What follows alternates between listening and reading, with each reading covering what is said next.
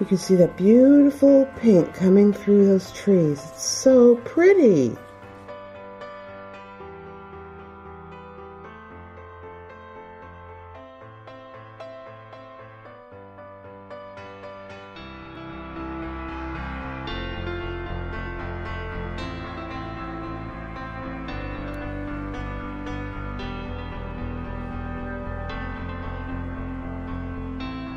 Good morning on this beautiful Friday, January 6th, 2017 morning. I hope and pray everyone is doing well. It is absolutely gorgeous outside. I mean, gorgeous. We got about another 3 inches of snow, but thankfully that's all we got. Now, they said that the snow came down in a band and it followed the lakeshore. And so that's an area that usually doesn't get as much snow as we do because we're farther south. But it was the opposite because of the way the snow bands came down this time. They got dumped on and we only got 3 inches or so. But it is so pretty out there. Oh my goodness. Just the way all the snow is hanging on all the branches. It's just a coat of white. It's absolutely gorgeous. But the sun is shining, and let me tell you, it is shining through my windows and showing every speck of dust and every speck of dirt. So I am definitely going to dust and just do some cleaning up today. Dog hair everywhere. I definitely need to vacuum. But I remember I told you about that chuck roast that I unthawed. Well, it's unthawed now because I unthawed it in the refrigerator. And I went online and I found a recipe. And honestly, it was just from the Food Network. I found one from the Pioneer Woman, which I really enjoy a lot of her recipes. But it was just more than I wanted to do, plus I didn't have all the ingredients. And she was making a stew, and this is more like just a pot roast. So, in fact, that's what it's called, perfect pot roast. But I had all the ingredients. The only thing that I didn't have, technically, is the fresh rosemary and the fresh thyme. But I grow my own herbs, and then I dry them. So I'm just going to use my own dried herbs. They're even still on the stems because I just cut them, tie them, turn them upside down and hang them. That's all I do for my herbs. So that's what I'm going to use. And I thought maybe we could do that together later on today. I just made a fresh pot of coffee because I had a late night. Shame on me. It's my own fault. I started watching this documentary on an expedition from 1844, 45 to the Arctic and how, everything that they went through, and they all died. But it was just a really interesting documentary. And so yeah, I got to bed at midnight because I'm just watching this documentary I was on my computer. It was on YouTube, but I just found it really interesting. I just couldn't shut it off. And it got later and later and later. But anyways, that's kind of why I am going on my second cup of coffee, or pot of coffee. But do keep in mind, I do share that with my husband, so I think I've had 3 cups. And then I had to make more. But that's my plans for the day. And I hope that you have a wonderful day. And you are willing to join me throughout my day, and I will talk to you in a little while. I went online the other day when I unthawed that chuck roast that I told you about, and I found a recipe from the Food Network, and I printed it up, and I'm going to go ahead and I'm going to make that because my roast is unthawed, and everything on here I had. That's why I chose it. Plus it looked easy and it sounded good. Anyways, all it takes, it said, was salt and pepper, a 3-pound chuck roast, and mine is a little over 2.5 pounds. 3 tablespoons of olive oil, 2 whole onions, some carrots, beef broth, of course the fresh rosemary and thyme, and they said optional would be a cup of red wine. And I will be using the red wine, but I buy just what you can buy. It's just cooking wine. So that's what I will be using. But right now I am going to go ahead and I'm going to peel and cut up my onions here. And it said to peel and dice up your carrots. Well, I have baby carrots, so I think I could just use these, right? There we go. So I'm going to preheat my oven to 275, and then I am going to salt and pepper my chuck roast. And I am going to heat my olive oil in my good old cast iron Dutch oven. I really like cast iron. So I'm going to go ahead and get started on that, and I thought maybe you would like to join me. Okay, it says to generously salt and pepper our roast. So we'll go ahead and we will generously salt and pepper our roast. I have already put 3 tablespoons of olive oil into this pan. And normally I wouldn't measure it, but I did this time because this is a new recipe. So I'm just going to go ahead and turn that on. Let the pan get hot. Make sure I have a oven mitt. And what it says to do then is it says to heat the olive oil and add your halved onions to the pot. Well, I quartered my onions because I couldn't imagine having just 4 big pieces of onion. So what can I say? So I'm going to go ahead and add these now that my oil is hot to the pan. And it just says to brown them.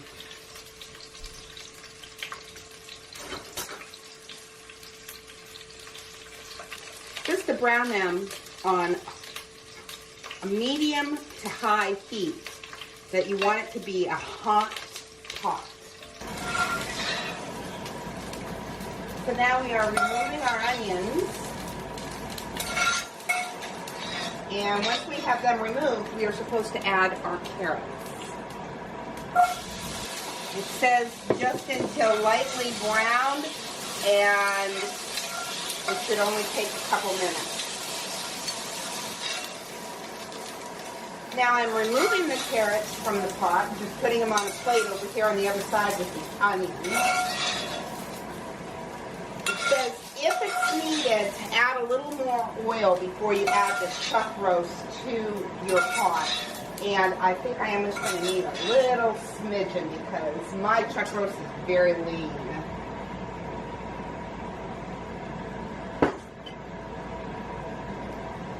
And it says basically what we're doing here is we want to brown the meat on all sides. That's even the couple inches.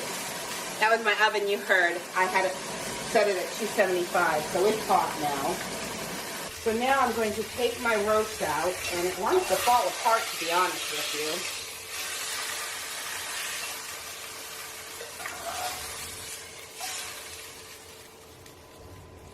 you. And it says to add about a cup of your broth to deglaze the pan. And all that is really getting all those wonderful brown meat drippings that are collected up on the bottom of your pan to loosen up, and kind of what you probably use for a gravy normally is what it is. That's all you have to do, and then it says to add your meat back on into your pot there.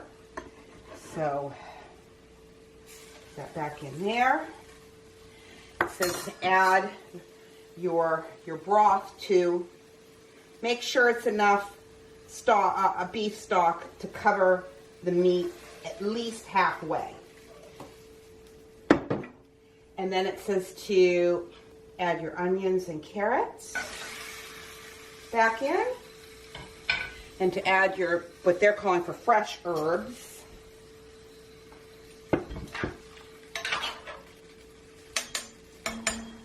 And then you just put the lid on it, and you roast it in the oven 3 hours for a 3-pound roast, and 4 hours if it's a 4 or 5-pound roast.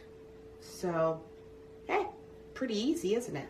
Especially because the oven's only on 275. So that is not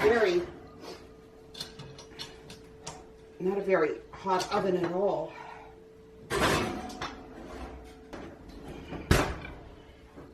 And that's all we have to do. I'll wait for 3 hours and it'll be done. Thanks for joining me. Good evening, everyone. I hope that everyone's had a very nice day. I actually accomplished everything that I set out to do today. I got the dusting done, I got the vacuuming done, I swept up the kitchen, I swept up the mudroom. I just generally picked up, and I have a dog here that wants kisses. What's the matter, Mitzi? What's the matter? You want to say hello to everybody? Or oh, okay, well, I love you too, but you need to get down. She's so funny. Now they want to play, and they're playing around the camera. So if it suddenly starts to fall and you hear me scream, yeah. Dogs are a lot like kids, aren't they? Well, tonight I want to read from Isaiah 64:8. And it says, "We are the clay, you are the potter. We are all the work of your hand."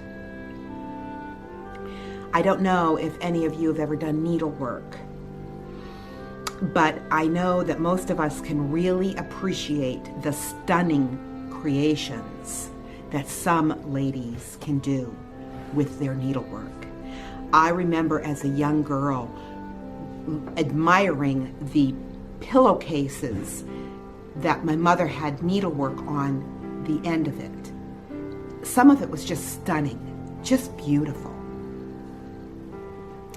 And indeed, women throughout the ages, they've excelled in the art of bringing simple strands of thread together to complete a pleasing whole. You know, a rainbow has a range of color, and the same is true in needlework. But until the design is finished, the creator doesn't know for sure what it will look like. She begins with the hope that it will come out as planned, and she proceeds with faith.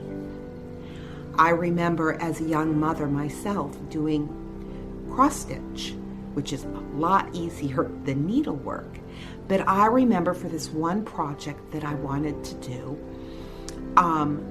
I had to learn how to do certain knots to make a knot there, and it was quite difficult. And there was all different ways that you could make different knots, and each one would look different. And that was just with cross stitch.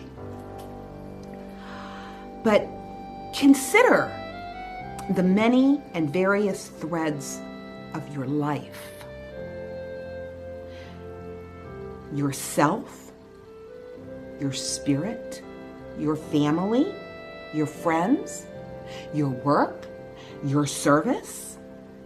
Each day, your words and actions, weave them together, but you don't know what your completed picture will look like. God assures you, however, of this. It will be beautiful, because His Spirit blesses every strand of your life. He blesses your life with His goodness and His truth. As you extend your hands to others in love and in friendship and in service, the threads of His love can create a stunning design. Chances are those around you are already admiring it.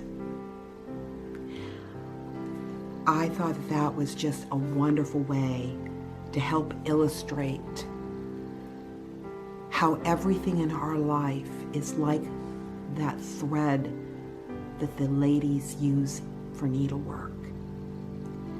As they weave it in and out of that material, they create a beautiful design, unique. No one can duplicate it. They might be able to make it similar, but not exactly the same. Liz Curtis Higgs said this: "The Lord doesn't waste anything we've been through, least of all the painful bits. He uses them all to shape our hearts and to help others." That is a wonderful way to look at those painful bits that you've been through throughout your life. And Jack Hayford said this: "Jesus is the Savior, but He is more than that. He is more than a forgiver of sins. He is even more than our provider of eternal life. He is our Redeemer.